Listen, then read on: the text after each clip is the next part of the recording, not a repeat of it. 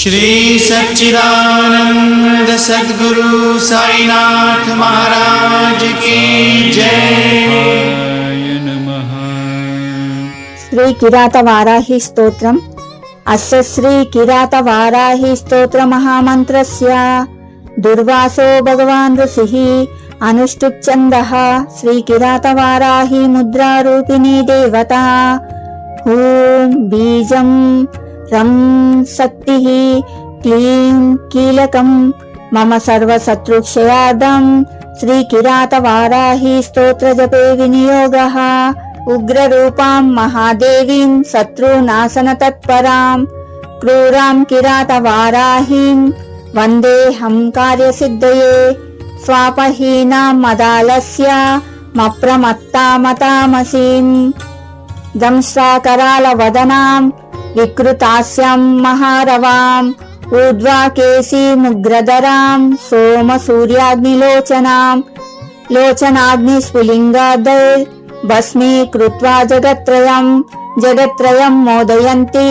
मत्तहासैर्मुहुर्मुहुः। खड्गं च मुसलं चैव पाशं शोणितपात्रकं ददतीं पञ्चशाकैः स्वैः स्वर्णाभरणभूषितां गुञ्जामालं शङ्खमालां नानारत्नविभूषितां वैरिपत्नी कण्ठसूत्रे छेदनक्षुररूपिणीं क्रोधोदतां प्रजाहन्तृ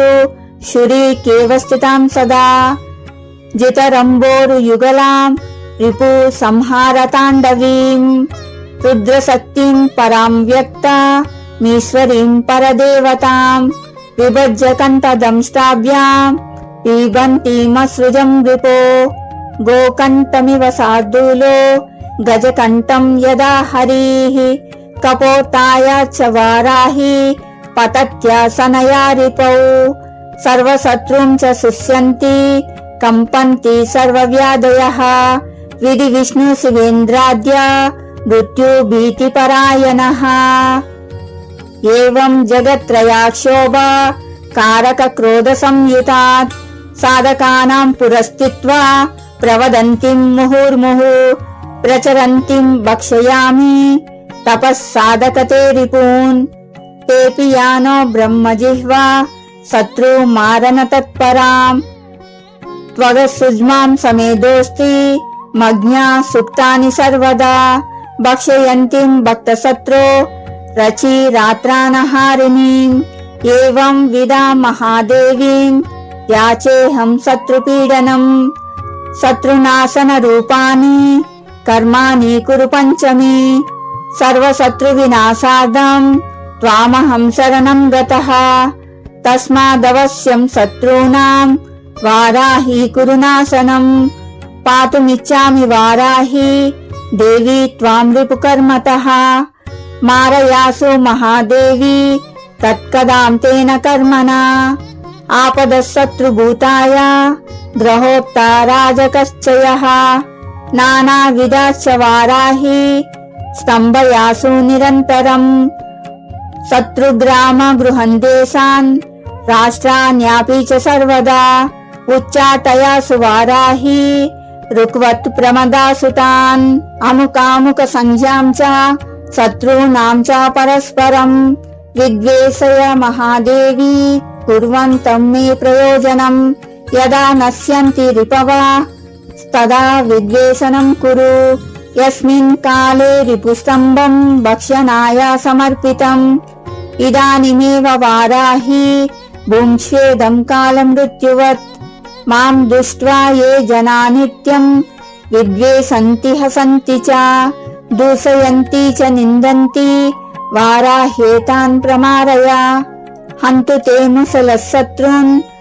असनेहे पतनादिवा शत्रुदेहान् हलं तीक्ष्णं करोति सकलीकृतान् हन्तु गात्राणि शत्रूणां दंष्ट्रा वाराहिते शुभे सिंहदंष्ट्रे पादनकैर् हत्वा शत्रून् सुदुस्सहान् पादैर्निपीड्य शत्रूणां गात्राणि महिषो यदा तां स्थारयन्ति शृङ्गाभ्यां रिपुं नाशयमेदुना किमुकैर्बहुर्भिर्वाक्यै रचिरात् शत्रुनाशनम् कुरु वश्यं कुरु कुरु वाराही भक्तवत्सले एतत् किरातवाराह्यं स्तोत्रमापन्निवारणम् मारकं सर्वशत्रूणां सर्वभीष्टफलप्रदां त्रिसन्ध्यं पठते यस्तु स्तोत्रोक्तफलमश्नुते मुसलेनाद शत्रुं च मारयन्ति स्मरन्ति ये पार्श्यारूढं सुवर्णाभां जपेत् तेषां न संशयः आचिराद्दुस्तरं साध्यम् अस्ते नाकृष्य दीयते एवं ध्यायेत् जपेत् देवी माकर्षणफलं लभेत् अश्वारूढं रक्तवर्णां रक्तवस्त्राद्यलङ्कृताम् एवं ध्यायेत् जपेत् देवी जनवश्यामाप्नुयात् दंष्ट्राद्रुतभुजां नित्यं प्राणवायुं प्रयच्छति दुर्वास्यां संस्मरे देवीं भूलाभं याति बुद्धिमान् सकलेष्टार्ददा देवी साधकस्तत्र दुर्लभः इति श्री किरातवाराही स्तोत्रं सम्पूर्णम्।